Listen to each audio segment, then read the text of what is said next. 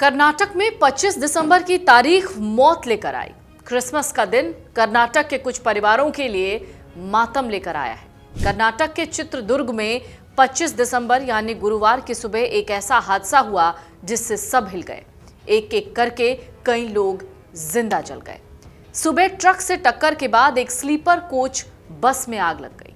इस दर्दनाक घटना में इस वक्त जो खबर सामने आई है उसके मुताबिक 13 से ज्यादा लोग जिंदा जल गए, 20 से ज्यादा तो घायल हैं। यह हादसा इतना अचानक और तेज था कि जो बस में बैठे यात्री थे उनको संभलने तक का मौका नहीं मिला। कहा जा रहा है तेज रफ्तार ट्रक के एक लग्जरी स्लीपर बस से टकराने के बाद बस में आग लगी। अब इस घटना पर प्रधानमंत्री मोदी ने भी दुख जताया, लेकिन इन सब के बीच में सवाल यह है कि आखिरकार यह हादसा कैसे हुआ, क्यों हुआ और कब हुआ। इससे भी बड़ा एक सवाल कि आखिरकार इस तरीके के हादसे कैसे बढ़ रहे हैं और हादसे के वक्त किस तरीके का मंजर था। दरअसल ये जो बस दुर्घटनाग्रस्त हुई, इस बस में जिस तरीके से टक्कर मारी, ये बस सी बर्ड नाम की एक निजी ट्रैवल्स कंपनी की थी। हादसा उस वक्त हुआ जब बस एक कंटेनर वाहन से टकरा गई। टक्कर होते ही बस में बहुत जोर का धमाका हुआ। आग के गोले में पूरी तरीके से जो इलाका था वो नजर आ रहा था।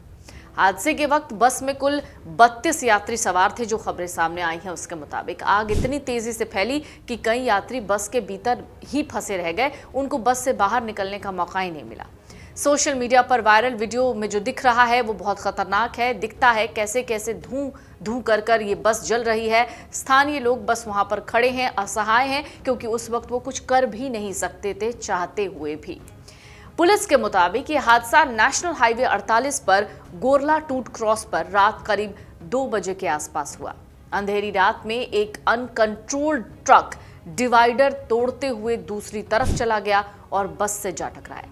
टक्कर होते ही बस आग का गोला बन गई। देखते देखते अफरा तफरी मच गई। सब लोग इधर उधर भागने लगे। कुछ लोग अपनी जान बचाने में कामयाब रहे, कुछ लोग अंदर ही फंस गए और जलकर मर गए। जो चश्मदीद हैं वो कहते हैं टक्कर के बाद बस के भीतर अफरा तफरी का माहौल था। कई यात्री इतनी जोर से चीख रहे थे कि उनकी चीखें कई मीटर तक सुनाई दे रही थीं। बाहर निकलने की कोशिश कर रहे थे लेकिन उनके पास कोई रास्ता नहीं था।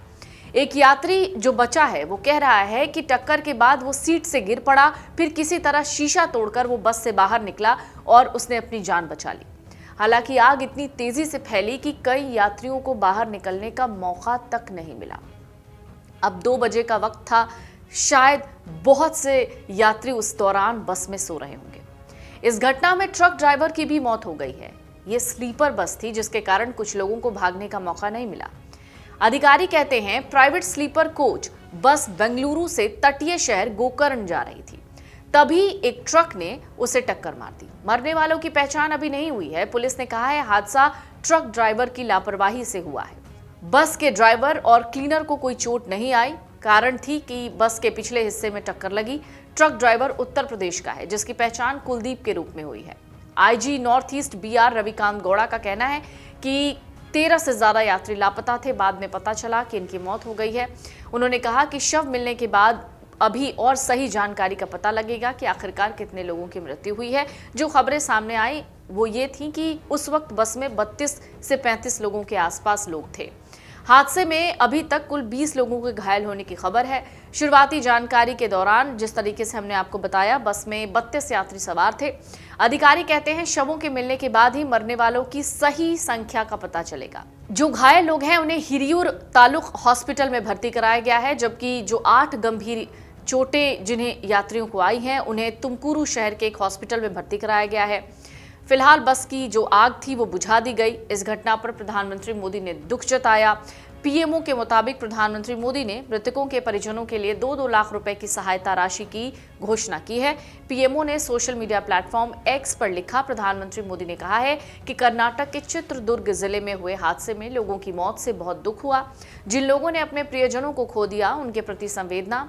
घायल लोग जल्द से जल्द ठीक हों। प्रधानमंत्री राहत कोष से हर मृतक के परिवार को 2 लाख रुपए की मदद दी जाएगी। घायलों को 50,000 रुपए दिए जाएंगे।